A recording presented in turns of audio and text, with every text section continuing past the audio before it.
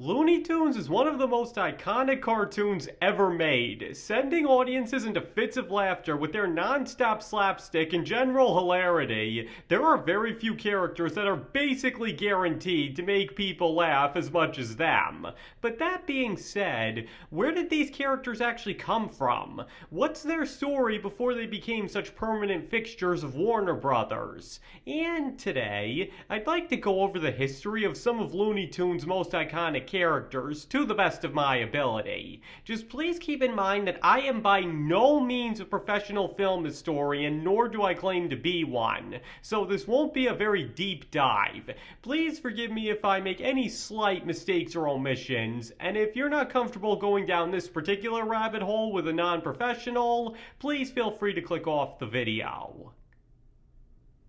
Okay, so I think the best place to start in a case like this would have to be Porky Pig, as he's not only the oldest classic Looney Tune that's still well known, but is arguably the character that paved the way for everybody who came after him. Because in 1935, the original founders of Warner Brothers Cartoons left and took all of their characters with them. So in need of something to grab audience attention, a short was created called I Haven't Got a Hat, which was a parody of the once popular My Gang series, with the idea being that all the characters introduced in the short would be their new lineup going forward. However, only one proved to be an instant hit with audiences, with that being a fat pig who completely botches the Ride of Paul Revere poem by stuttering throughout the entire thing. And from there, an icon was born. Though his popularity did fluctuate in the coming years, Porky Pig still cemented his place in Looney Tunes by not only starring in such iconic and revolutionary shorts as Porky and Wacky Land, but by also becoming the one to end each short with the classic, "That's all, folks." But there's also a bit more to his story as well. Because his stutter in I Haven't Got a Hat and subsequent shorts was no act, but something that his real voice actor Joe Daltrey, and please forgive me if I'm not pronouncing that right, really suffered from, which the director decided to take advantage of since it made his speech much funnier. However, his stutter quickly got completely out of control, to the point that it would sometimes take hours just for him to get through a single line, so he was quickly replaced with Mel Blanc, who not only kept the stutter, but made it the much more rhythmic one that audiences know today. Unfortunately, Joe Daltrey spent the rest of his life in obscurity, with the very thing that made Porky Pig causing him to have no chance at a real acting career, though he is still fondly remembered by Looney Tunes enthusiasts as the man who gave Porky Pig his iconic stutter. But 2 years later, the next legendary Looney Tune would make his debut in a short called Porky's Duck Hunt, which was a very revolutionary cartoon for 3 reasons. First, it was the first time Porky Pig was voiced by Mel Blanc. Second, it helped establish the kind of zany humor that Looney Tunes would become famous for. And third, well, we'll get back to that in a moment. Because the basic premise of the short is Porky trying to hunt a group of ducks, only to be harassed and foiled by them at every turn. However, one of the ducks, despite barely having any screen time, proved to steal the entire short and was absolutely loved by audiences. So deciding to build off of that popularity, he would get his very own short the next year, Daffy Duck and Egghead. And the rest, as they say, is history. Daffy Duck would quickly go on to be one of the most beloved Looney Tunes for just how crazy and wacky his antics were, at least until Chuck Jones reinvented him as the greedy jerk who brought all his problems on himself in the 1950s, which proved to be just as popular as his more wacky depiction, especially when paired with Elmer Fudd and Bugs Bunny for their Rabbit Season, Duck Season shorts. And speaking of that, now's probably a good time to explain how the old carrot muncher himself came to be, because his history isn't so cut and dry and a bit complicated. Because first of all, it's generally believed, though I can't say this is 100% known as concrete fact, that certain elements of his character come from the classic comedy film It Happened One Night. Specifically that his name was inspired by a scene where Clark Gable pretends to be a gangster and mentions fellow member Bugs, and that his penchant for eating carrots is from a running gag in the same film where Gable obnoxiously chews on wild carrots since it's the only food he could find. Now again, I myself can't 100% verify that there's any connection between this stuff and Bugs Bunny, but his creators were said to be huge fans of It Happened One Night, so it's believed to be at least plausible that it had an influence on him. But on a more literal level, the exact origin of Bugs Bunny is very hard to pinpoint because there were a lot of cartoons to come out in the late 1930s to feature a rabbit character that somewhat resembled Bugs, leading to much debate as to whether this was a proto-Bugs, the same character, or something completely separate. Though for what it's worth, the creators of the cartoons always viewed 1940s A Wild Hare as the moment that Bugs Bunny was born, because not only was his design and most of his character traits in place by then, but it was also the first time he uttered the phrase, "What's up, Doc?" which was thought up by Tex Avery because that had been a common catchphrase at one of the schools he attended. And from there, another icon was born. However, his personality would be overhauled a few years down the line by Chuck Jones, as a common problem in his early cartoons was that he would end up harassing people trying to mind their own business for no reason. So Jones reimagined him as only going after people who harassed him first, but was a nice guy to anyone who didn't bother him. And this nicer take on the character is what helped him become the face of Looney Tunes, as well as influence the evolution of a few other characters down the line as well. Now, next we have Elmer Fudd, who similarly has a rather confusing evolution. Debuting in 1937's Little Red Walking Hood, only looking and sounding completely different, Elmer Fudd would go through many revisions before his design, voice, and personality were finalized, with him getting his name in the 1938 short A Feud There Was, being voiced by his official voice actor starring in 1940's Elmer's Candid Camera, and his personality becoming finalized at the same time that Bugs debuted in A Wild Hare. But from almost the start, the one thing that stayed consistent about Elmer Fudd is that he was essentially an everyman that always managed to get himself into trouble, be it self-inflicted or otherwise, for the audience's amusement. Now, some later shorts would present him in a more antagonistic light, especially to make Bugs look better and justified in going after him, but his early characterization as an average Joe that's a victim of circumstance would never entirely go away either, especially in some of his later shorts where he was paired with Daffy. Now, after the death of his voice actor in 1959, Elmer Fudd would be semi-retired and not make many appearances until Mel Blanc's subsequent death in 1989, and the fact that most people don't know about this 30-year discrepancy really speaks to how iconic of a character he really was.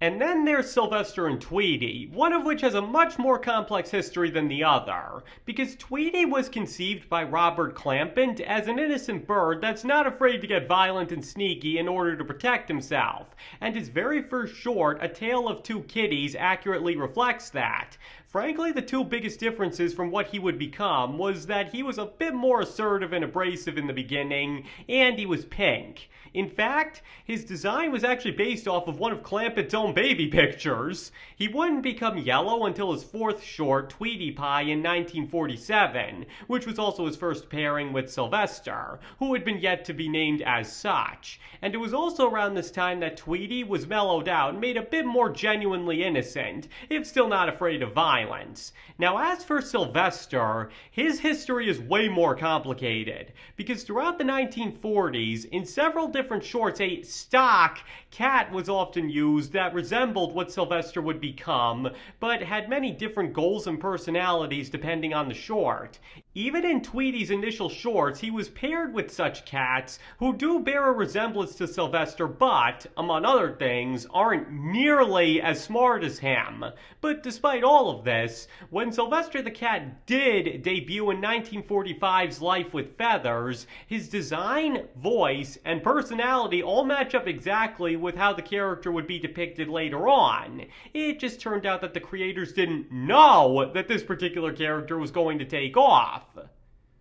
Because case in point, even with his official design and voice in place, he was still treated as a stock character in subsequent shorts, filling out roles that could just as easily be played by any other random cat. And not to mention, his proto-look would still be used in conjunction with his official design, with the 1946 short Kitty Cornered being perhaps the most extreme example of this, as you'll observe that 3 of the 4 cats bear a heavy resemblance to him, yet none of them fit the bill exactly and have traits of his earlier designs. And this is on top of the fact that the leader, who also happens to most heavily resemble him, is given Sylvester's exact voice by Mel Blanc. So as I just said, despite coming out of his official first short pretty much wholesale, it would take some time for Sylvester to be recognized as his own character, with him only getting his name in the 1948 short Scaredy Cat, where he was paired with Porky Pig, and his dynamic with Tweety would be finalized by around 1950, where he would finally be considered an official Looney Tune rather than just a stock cat character. And building off of this pairing, we next have Roadrunner and Coyote, who may have the most simple origin of any Looney Tune, because unlike Sylvester and Tweety, both Roadrunner and Coyote debuted in the exact same short with their designs and personality already in place, with that being 1949's Fast and Furious. Seriously, there's nothing to indicate that this was their debut short unless one already knows. Everything you would expect from their typical shorts is already here, but this is because the characters were only intended as a one-off appearance, as Chuck Jones made it to parody the Tom and Jerry series, which he wasn't a fan of, and it was only when the short proved to be unexpected and a massive success with audiences did he decide to make more of them, and he further kept the formula of the original short exactly the same, feeling that if it ain't broke, don't fix it. And sure enough, through sheer chance, they managed to become some of the most iconic and beloved of all the Looney Tunes, proving that Wile E. Coyote was at least successful at something. Now, Pepe Le Pew is a rather interesting case, because first of all, his entire character was built around the long-dead stereotype that Frenchmen love sex and smell bad, hence he's a French skunk with the voice of Charles Boyer. Now, in his debut short, 1945's Odorable Kitty, Pepe is not only called Henry, but pursues a male cat that's disguised himself as a female skunk, but otherwise the short plays out more or less how one would expect. However, it wasn't really until his 4th short, 1949's For Sentimental Reasons, that his formula would be perfected, with his pursuing a beautiful female cat eventually named Penelope, whose debut was in this short, after she gets a white stripe on her back, and she tries to get away from him due to his terrible smell, with him mistaking her actions for various romantic gestures. Now, despite his somewhat controversial nature, Chuck Jones has said that Pepe Le Pew's shorts were meant to parody romantic comedies in that the girl really isn't just playing hard to get, and thus the boy ends up coming across as forceful and oblivious when he doesn't get the hint, as well as another source of inspiration being people Jones personally knew but couldn't stand, that thought they were charming ladies' men, but in actuality were anything but. But considering this video is only about the origin of these characters, I'm kinda getting off topic here. And for somebody more universally beloved, there's Foghorn Leghorn, whose creation is directly tied to a lesser-known Looney Tune, Henry Hawk, because Henry was created in order to have a Looney Tune that could appeal more to children, being a child himself, with his shorts often involving him trying to get his hands on a chicken to eat with little success. It was that way since his debut in 1942's The Squawking Hawk, and continued to be that way until the 1946 short Walkity Talkity Hawk, where he goes up against a heavily accented rooster who tries to save his own hide by misdirecting Henry to believe that a certain dog is the real chicken. And though it was Henry Hawk's short, Foghorn Leghorn was the one who ran away with the entire thing, easily earning him a promotion by the next short, and before long had completely taken over any and all shorts involving barnyard hijinks. Though similar to Roadrunner and Coyote, this wasn't intended to be the case, as he was written to be a one-off parody of two popular radio characters from the 1930s and somebody Mel Blanc had seen as a kid, though the crew didn't mind his popularity because they all found him to be both fun and hilarious too. Now, slightly later on, there was also Speedy Gonzales, who made his debut in 1953 with the short Cattails for Two, though he looks so different from the mouse we all know and love that it's almost terrifying. However, his trademark speed, as well as his ability to easily outwit any adversary he comes across, were already in place here, meaning that his next appearance, 1955's aptly titled Speedy Gonzales, simply had to give him the look that's still used to this day, and everything about the character was perfected. But traces of the character can still be seen before this short, particularly in the 1949 movie Neptune's Daughter, which features Mel Blanc in a very rare live-action role where he speaks in a very similar voice to the one that he would go on to use for Speedy just a few years down the line. Now, despite being somewhat controversial in his day, Mexicans famously did and still love Speedy Gonzales for essentially becoming a Mexican version of Bugs Bunny, being a very cool hero who always triumphs over his enemies and gets the last laugh, ensuring that his legacy has endured despite his weird beginnings. And then there's Yosemite Sam, who, even though a prototype of him did appear at the end of the 1944 short Stage Door cartoon, made his official debut in 1945's Hair Trigger, and was the exact version of the character everybody knows today. In fact, Yosemite Sam's creator, Fritz Freeling, said that they knew the moment they made his first short that he was the perfect cartoon villain. And this was important because after Bugs Bunny was reimagined as a well-meaning man who only attacked those who attacked him, Elmer Fudd arguably became too pitiful and unintentionally sympathetic for Bugs to deliver his usual form of justice onto. So to combat this, Yosemite Sam was created to be a much more abrasive and clearly ill-intentioned hothead so that the audience would always root for Bugs against him while also finding him hilarious. Though once the character really took off, that didn't stop them from pitting him against others such as Daffy Duck as well, since he proved to have limitless comedic potential with his bad temper and antics. And that brings us right into Marvin the Martian, who, believe it or not, only appeared in 5 of the classic Looney Tunes shorts, and was similarly pretty much cut and dry from his first appearance in 1948's Hair Devil Hair, having the exact same look, voice, and motivation to destroy Earth that came to define his character. From there, he was mostly used as a stock Martian villain whenever the directors wanted to explore a space setting, hence his appearance in shorts like Duck Dodgers in the 24th and a half century, which may just be his most enduring legacy despite the fact that it's the only classic short to pair him with Daffy Duck, as in the other 4 his adversary was Bugs Bunny. But given the fundamental nature of his character, he was probably better off being used sparingly anyway. Now we have the Tasmanian Devil, who first appeared in 1954's Devil May Hare as more or less the same character everybody knows, though his threat level was played a bit more seriously and he occasionally spoke in complete sentences, overall showing signs of being slightly more intelligent than he would be in later depictions. Though the head of the studio department disliked the character, tons of letters from fans of the cartoon caused him to make a few reappearances in the classic shorts afterwards, though just like Marvin, he would only appear in 5 in total despite his lasting popularity, making him perhaps one of the first times a character was ever saved by the fans.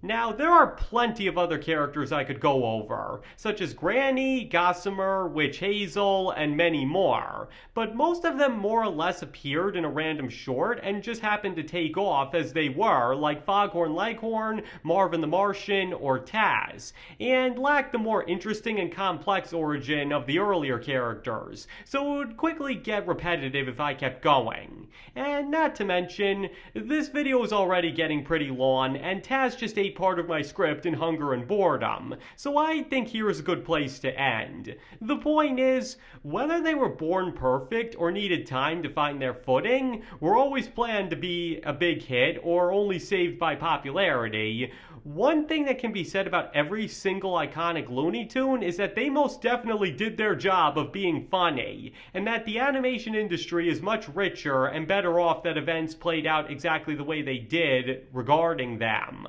Because while not every Looney Tune had the origin or debut that one would expect, it's what they became that's ultimately most important, even if it still is interesting to take a look back at how exactly they came to be. But with all that being said, I believe there's only one thing left for me to add. That's all, folks. Okay, I think that ends this little history lesson. I hope you found it to be an interesting one. So now it's your turn to tell me, what are your thoughts on the origin behind any or all of the classic Looney Tunes characters? And were you surprised to learn where some of them came from? Or were you already well versed on their history before you clicked on this video? Please feel free to let me know in the comments below. And thank you all for watching. I really appreciate all of it. And I hope to see you all next time.